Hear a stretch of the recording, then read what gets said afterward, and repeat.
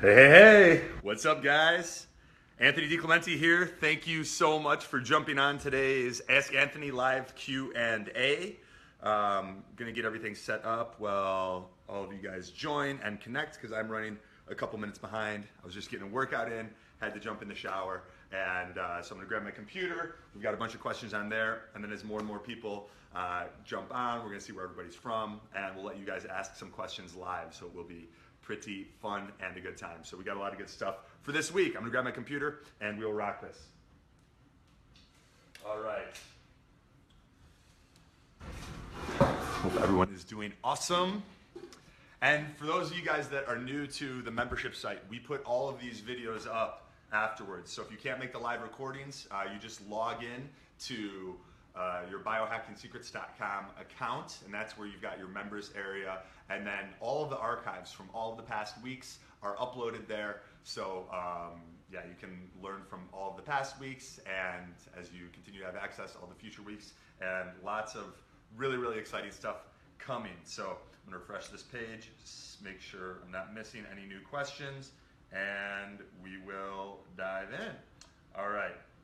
Oh, that's weird. I'm watching myself live on Facebook. All right. So here we go. First question is from Lucas. He says, what's the difference between apple cider vinegar versus lemon water on an empty stomach first thing in the morning in terms of acidity and alkalinity once it is ingested? Thanks, legend. All right. So what is the difference between apple cider vinegar and lemon water on an empty stomach? Well, they have a lot of similar benefits. I recommend combining Bragg apple cider vinegar and lemon in the morning so that you get the benefits of both. Now, some of the benefits of lemon, let's start with that. Lemon, first and foremost, when you're consuming any fruit or vegetable, particularly the organic kind that is high in natural water content, you're getting structured water. And I talk a lot about that in the Biohacker's Guide to Upgraded Energy and Focus. But what structured water is essentially it has a molecular structure that more easily enters into our cells. Whereas water that comes from a city municipality that is loaded with fluoride, that has traveled miles through copper pipes, has lost electrons along the way on a quantum level and caused the water molecules to actually clump and cluster together. And those larger water molecules aren't as effective at getting into the parts of our body that really need it. Whereas when we consume lots of plants, most of those plants being vegetables, most of those vegetables being green, and lemons, we can also consume structured water that gets into our cells and helps us to stay hydrated. Lemon is also really rich in nutrients, as I'm sure you know, vitamin C. And the lemon peel and seeds, which I recommend saving and putting in your shake, are rich in anti-cancer compounds like D-limonene and Q40. So what I recommend doing is a therapeutic dose of 12 teaspoons of Bragg apple cider vinegar, the juice from one organic lemon, and then you set aside that organic lemon for later in the day, and you can add half or the whole thing to your shake and blend it up in your Vitamix or your Blend Tech blender, and then you reap all of those benefits. Going to apple cider vinegar is rich in acetic acid, so it helps to kill the bad bacteria in our gut, the pathogenic bacteria, and it contains enzymes and good bacteria that help to reestablish a healthy gut microbiome. So you're not only decreasing the amount of the bad guys, but you're increasing the amount of the good guys. Apple cider vinegar has also been shown to have a blood sugar regulating and stabilizing effect. So it increases your insulin sensitivity, it improves your blood sugar response, and in turn helps you to lose weight. So in one of the videos that I did, it's one of our more popular videos. It has, I don't know, 2-3+ million views. I talk about how I do this shake every morning, and some of the benefits of apple cider vinegar and lemon, why you combine them, and how I do it. I did it this morning. Actually, I just did it this afternoon. It's 1 p.m. now, so I did it around noon, and I had 2 huge swigs of apple cider vinegar. I usually, if I'm going to put it in a glass, I'll combine it with some sparkling water, like Mountain Valley spring water, or I think it's Gerolsteiner. I don't know how to pronounce it, but you guys would recognize it if you saw it at the grocery store. Both of those are like my go-tos for sparkling water. And then I'll add chlorophyll, lemon juice and take that down. Sometimes I'll add fulvic acid or some other B vitamins and things like that for energy. So I did that today before I went down for a workout, set aside the lemon peel, and I'm gonna add that to a shake later, maybe even after this call, because I'm getting a little bit hungry right now. Cool. So what's up, Jeremy? What's up, Jody? See you guys, awesome. And when you guys jump on, let me know where you're from. Excited to see where everybody's from. So those are some of the main differences between apple cider vinegar and lemon water. Both have benefits. I recommend combining the two, Lucas. And juice from one whole organic lemon and therapeutic dose of 12 teaspoons of Bragg apple cider vinegar. You can go as low as 4 teaspoons, but the greatest benefits for energy and improving the gut microbiome, elimination, blood sugar regulation, all that happen right around 12 teaspoons per day. Cool. All right, next question. Hey Anthony, I've been dealing with bad anxiety for months now. Had to take time off from work, moved back in with family, can't be left alone. I've seen a few doctors and I'm currently working with an endocrinologist. They found out my adrenal glands are producing too much catecholamines, 4 times the amount. Thought this was due to a tumor. Test showed there was no tumor. Still don't have any answers. The endocrinologist said I was pre-diabetic also. I know I'm not a very healthy eater, but I'm ready to improve my health and life. I don't know if joining your website is the answer, but I'm willing to give anything a try. Do you have any recommendations for me? What are the first steps I should make? Thank you for your time and help. Sincerely, Jonathan. All right. So, Jonathan, good question and a common challenge. The truth is there could be, what you have are the signs of chronic stress. So there could be a number of different things that are contributing to, that are the underlying root cause of that stress. It could be a hidden infection. It could be the fact that you're eating a bunch of foods that are causing immunogenic and allergenic responses in your body, which are just fancy words for they're causing your body to attack itself, to have an autoimmune response, or they're foods that you are allergic to on a cellular level, and every time you consume them, you're stressing your body. There's a lot of things that can contribute to chronic stress. It could just be psychological. I've had clients where they're entrepreneurs and business owners, and they're dealing with important events in their business, like going public or a sale, and their stress levels go through the roof, and they have signs and symptoms of adrenal fatigue and high catecholamines and cortisol and everything else that you've mentioned there. So the first step, I would say, is tweak your diet. You said it right there. You know you're not eating better. Your diet is the foundation. What's up, guys? What's up, Jeremy? What's up, Zara? What's up, Marcus? How you guys doing? When you guys join, let me know where you're from in the world. I'm curious.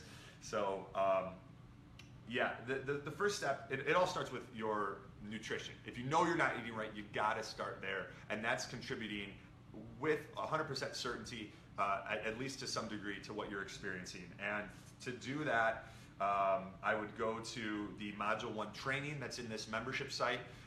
We've got it's called Nutrition Deep Dive, and I go into extensive detail on nutrition and how you want to eat. That will help to start getting your body back in check. I would start doing cold plunges and cold thermogenesis, ice baths if you don't have cold bodies of water. So either ice baths, or if you do have cold natural bodies of water that you can safely do cold plunges. If you are doing them, I recommend doing it with someone for safety. And as always, consult your doctor. Disclaimer: this, that, and the other. And then the third thing is figure out what the root cause is. So it could be a hidden infection. If your gut is out of whack and you're dealing with digestive issues, if you're dealing with small intestinal bacterial overgrowth or H. pylori or candida or parasites, all of those things and the additional toxins that they release in your body can be causing that chronic stress that you're dealing with.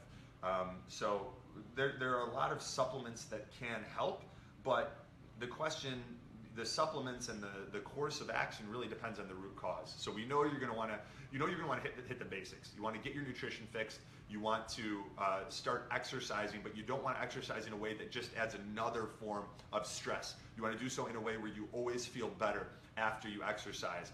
And that could be like gentle yoga or slow, steady state cardio in your target heart rate zone. You can incorporate some strength training, especially because we know you're dealing with blood sugar dysregulation, and that will help improve insulin sensitivity. But the two main ones that should be 80% of your training are gentle yoga. Hot yoga is best, and doing yoga in a classroom setting is best. A lot of people do yoga at home and their form is shit, and they don't know it because there's no one there to correct them, and they can actually end up getting injured. The other one is slow, steady state cardio in your target heart rate zone. What is your target heart rate zone? Well, you get a heart rate monitor with a chest strap like a Garmin or a Polar. I have a Garmin Forerunner 220. You don't need that much. That's like for triathletes. But any simple Polar will do. They have ones on Amazon for like 60 or 70 bucks that you want one with a chest strap. You don't want one of the wrist things like a Fitbit Charge HR. Those are much less accurate. And your target heart rate zone is 180 minus your age. So if you are 30 years old, that would be 150 beats per minute. Then you subtract 10 to get the lower threshold. So when you are like jogging on a treadmill, like I just did a steady state jog, and then I threw in some sprints, and then I finished with some more steady state and stretching, right? So I would if I was 30 years old, which I'm not anymore, I'm no spring chicken, I would have stayed between 140 and 150 beats per minute. Now, because I'm 35 years old, I stayed between 135 and 145 beats per minute. So hopefully that makes sense. That you want those two things to be 80% of your training, and you should do them in a way where you feel better afterwards, and that's where the target heart rate zone will help you. If you're above that, again, in this example, 150 beats per minute, it's too much stress on your body, given the cumulative effect of all of the other stressors that you're dealing with. Cool, awesome. Zara says, love your content. Thank you, Zara. Appreciate that. So we talked about nutrition, we talked about movement, stress management. I would be meditating for 20 minutes twice a day. That's the protocol that they use with Transcendental Meditation. And while Transcendental Meditation is best, it's quite expensive, so I don't know if you're in a position to do that, but if you are, you could enroll in Transcendental Meditation. If not, just meditate for 20 minutes in the morning and then 20 minutes in the afternoon. You can use Headspace, you can use Brain.fm, you can use Omvana, you can use Oprah and Deepak Chopra have some great meditations. There's Holosync, there's Kelly Howell has a bunch of really good ones. There's a ton that I use, and but any of those will work. It's more so practice meditation 20 minutes twice a day. No one is good at it at first. You just do it, you put in the time, and that will help a lot with cortisol regulation. Then sleep, making sure that you have a normal circadian rhythm, going to bed closer to 10 p.m., waking up closer to 6 p.m. When you wake up, getting outside, getting sunlight to your eyes as soon as possible. And what that does is we have these things in our eyes called intrinsically photosensitive retinal ganglion cells. And those photoreceptors in our eyes, when they are exposed to light early in the morning, it helps to drive cortisol up and melatonin down. Cortisol is supposed to be high in the morning. Melatonin is supposed to be low in the morning. Those two are like opposing hormones in the body.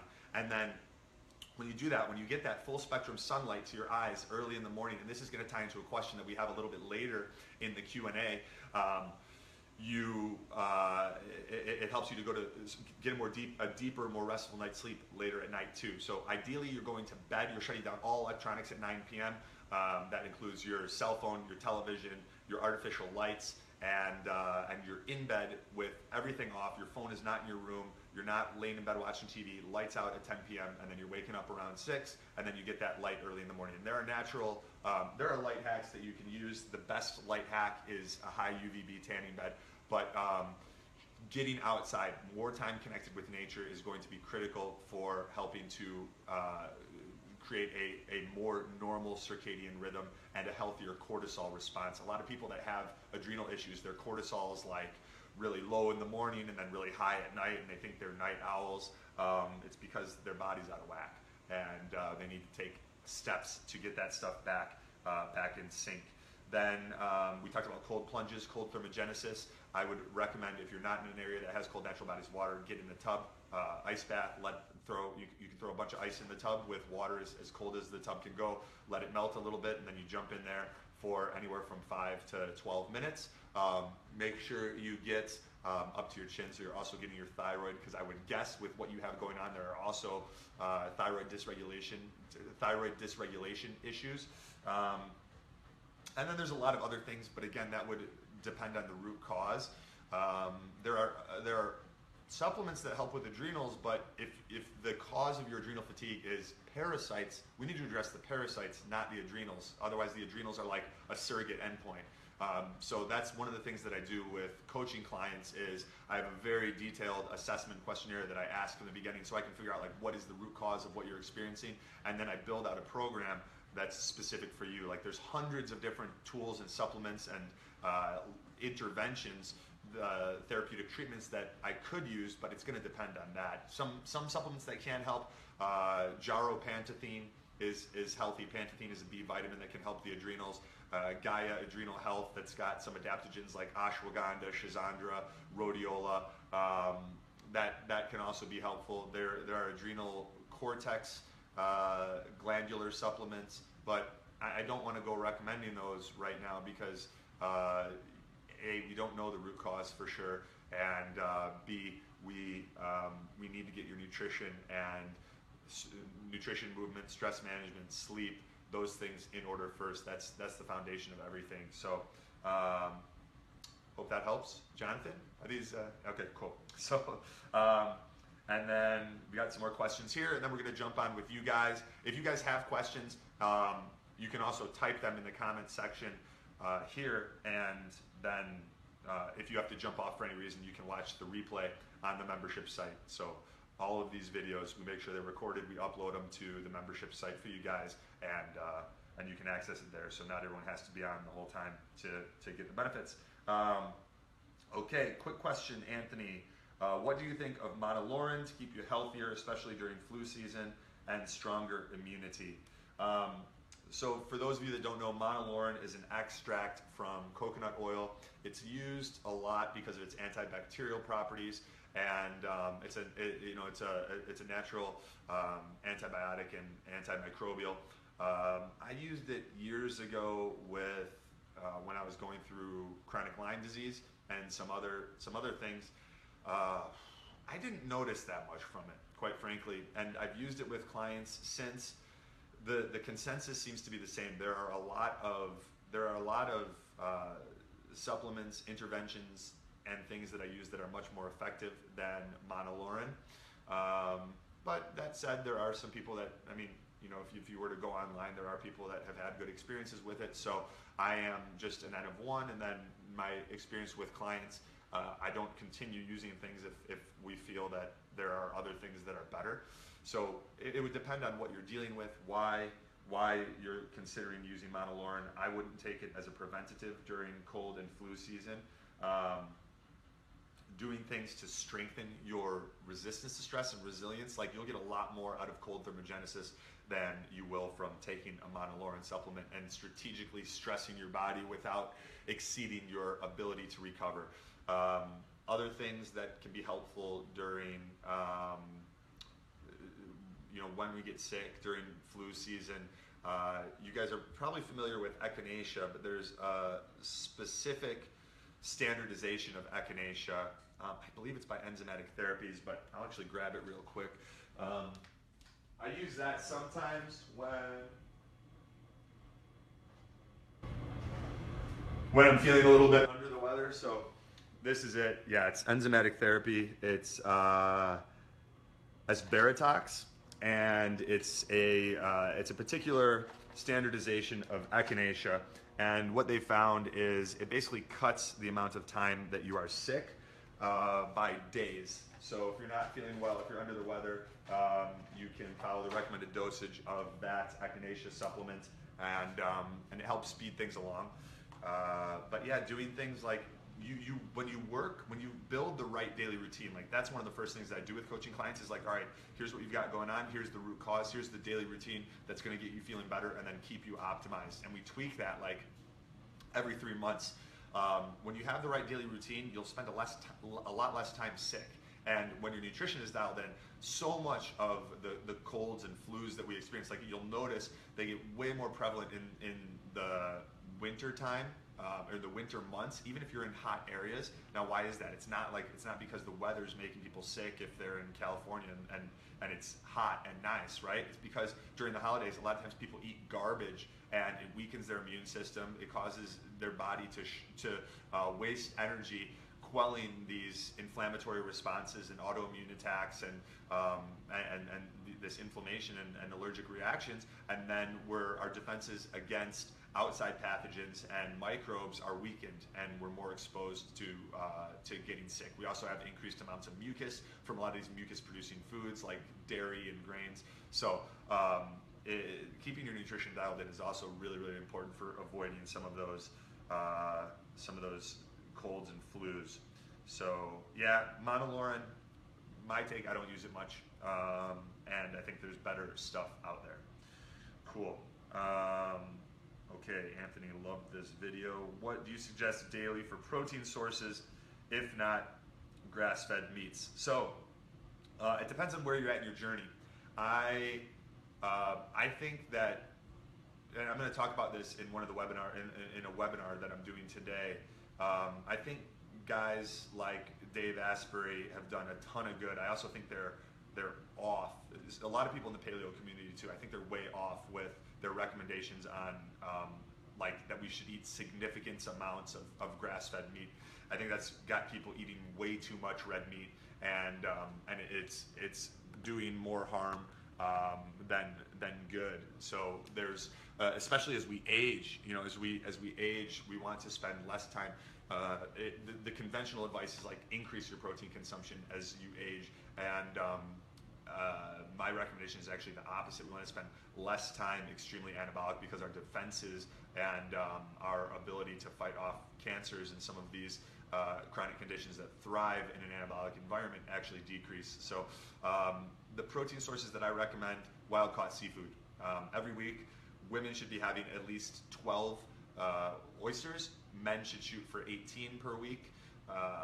Wild-caught sashimi. So like if you're close to your net ideal body weight, you can include some rice there with your sashimi, and then like almost the vast majority of what you eat should be wild-caught seafood. Then when we're at home, we're preparing wild-caught fish.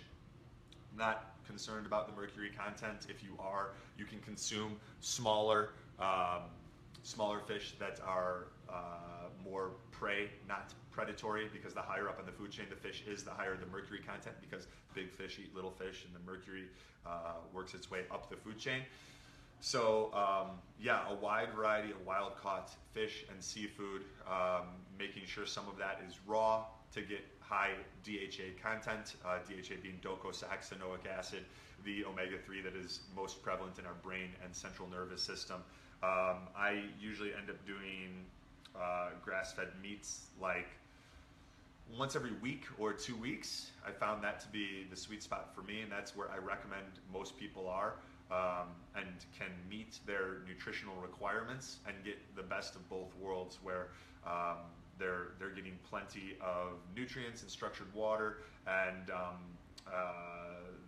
phytochemicals from their plants and their veggies and berries and fruits, and then they get their protein from mostly wild-caught seafood, some grass-fed beef, and my go-to is lamb. I like including a lot of lamb, but yeah, grass-fed beef once every week or 2 weeks for most people is good. But again, it depends on your journey. If you're trying to lose weight, then I would recommend watching the perfect webinar that I am doing today. And we'll go into why some of these high-fat protein sources can be detrimental to people that are trying to lose weight and keep them from reaching their goals. Cool. And if you guys have questions, throw them in the comment section here and we'll jump on. What's up, Eric? What's up, Lisa? What's up, Zach? How you guys doing? All right, cool. Next question is from Tammy. She says, what are your thoughts about sun gazing? So this one's a little bit controversial, but I think sun gazing is very beneficial, especially if you do it intelligently. So I don't mean going out and staring directly at the sun, which can damage the retina. My history may be off here, but I believe it was Galileo who once spent hours and hours staring at the sun and actually like went blind temporarily, ended up getting his vision back and everything. But you guys may want to fact check that one, full disclosure. But sun gazing, especially in that example earlier about regulating the circadian rhythm and getting a more normalized body clock, doing that early in the day with yourself connected to the earth can have very powerful effects, both in the transfer of free electrons, like the grounding effect, and in stimulating those intrinsically photosensitive retinal ganglion cells, and increasing cortisol, driving melatonin down, and charging up the body. So like a cool story, Wim Hof, who has like 26 Guinness World Records for all sorts of crazy stuff, like the amount of time spent buried in ice and swimming in a frozen lake under ice. He tells me that whenever he's going for one of those world records, he is looking for the sun, and then like that's where he focuses the entire time. So he's like staring right at the sun. Now, to hedge your bets and make sure that you are protecting your retinas, it's responsible for me to recommend that you look 10 to 20 degrees off from directly staring at the sun. But I would make sure that you are connected to the earth, either by going barefoot if you're on land or wet sand, or by actually getting in a natural body of water and finding the sun and staring at it then. That's the best way to do it. But sun gazing can be extremely beneficial, and there's even a really interesting movie called Eat the Sun. Ironically, I watched it while I had an eye infection from cold plunging in some questionable water, so I couldn't actually see the movie. But from what I heard, it was pretty fascinating, and a lot of people have recommended it. So that's Eat the Sun. And then Edward asks, "Hi Anthony, can you explain why you use the apple cider vinegar and the lemon juice in the morning cocktail? Is it to make your body alkaline, but both are sour, blah, blah, blah." So we kind of explained most of why I use it in an earlier question. I do not think that the acid alkaline hypothesis carries as much weight as people think it does. Our body has pretty tightly regulated mechanisms for maintaining its pH, and our stomach environment is extremely acidic. That's how we break down our food. So by consuming, alkaline foods, I don't believe that has as big of an impact on the pH of our blood as we think. I do think that there are mechanisms and a domino effect that takes place when we consume the right types of foods that can result in our bodies becoming healthier, more vibrant, and less acidic. And those benefits may derive from the food and the electron content of those foods. But it's probably not like, hey, I just need to eat a whole bunch of alkaline foods, and that is the direct mechanism that is making my body alkaline. So yeah, I think it more has to do with the electron content of our food and some other downstream mechanisms that take place. But with that said, it's very beneficial, and we know that acidic foods like lemons have overall an indirect alkalizing effect on the body. So it's not like, oh, this is sour, it's acidic, it's going to make me acidic. There's multiple physiological steps and intermediaries that take place. So Edward, hope that answers, especially if you pair it with my answer earlier to Lucas's question. Do you work out on long fast days, say 24 to 36 hours? This is from Marcus. It depends. Sometimes it really depends on how I feel, and I'm always conscientious of the cumulative effect of all the stressors in my life. So like, if I do, I keep it gentle. I keep it like, easy yoga, or the steady state cardio that I mentioned earlier, going out for a long jog. But again, slow, staying in my target heart rate zone, maybe even on the low end of my target heart rate zone, to not overburden the body or add another stressor. One of my clients, Michael, he's out in New York, and he was dealing with a situation where all fingers pointed to that he just had way too many stressors in his life, where a lot of people have the issue of not being disciplined enough, and they don't work sufficient interventions into their daily routine. He was doing like way too much, and each one of them he was like a very high achiever, type A, and each one of them was to the degree that it was like becoming another form of stress. And I said, look, in this case, for what you've got going on, less is actually going to be more. Like, I don't want you doing these long fasts and these like hard basketball games and these CrossFit workouts and you know, these other type of dietary stressors and cold thermogenesis, and like I'm like, all of these are adding up, and it's like it's too much for your body. That's the signal that I'm getting. Testosterone levels and sex hormones were a little bit lower than we wanted them, so we had him just basically do less and really dial it back to eating clean, doing the right types of workouts, scheduling in recovery between those workouts. I said don't fast unless you really feel like you want to. So we basically cut out fasting for him, and within 5 days he was like, I feel like a new person, feel fantastic. So it's different for everybody. There isn't a one-size-fits-all protocol, and that's why you know, that's what coaching is for. That's why, you know, we looked at what was going on, and we did the opposite of what I would do for 98% of other people. 98%, maybe a little bit high, but cool. So that is the questions that people had submitted earlier. I'm gonna see what questions you guys have here, and whoop. And then no, okay. Knocking the phone all over the place. All right. Cool. All right, so Jeremy asked, how do you do your cold plunges? Almost 100% of the time I jump in Lake Michigan. So it's pretty cold here at least half the year, and I go there. I only focus on two things. One is breathing deep and down into the diaphragm, long, slow, deep breaths. So,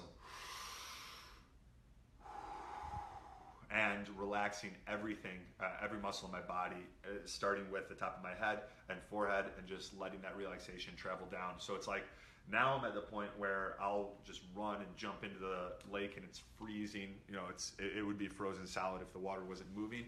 And as soon as I hit the water, it's like, try to go into that, find that zen, and just relax, breathe deep.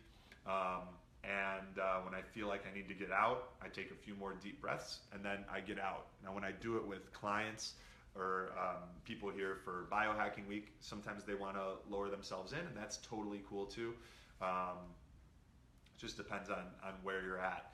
Just now, like I also have I'll show you guys. I've also got a stock tank on my balcony, but it's so cold right now.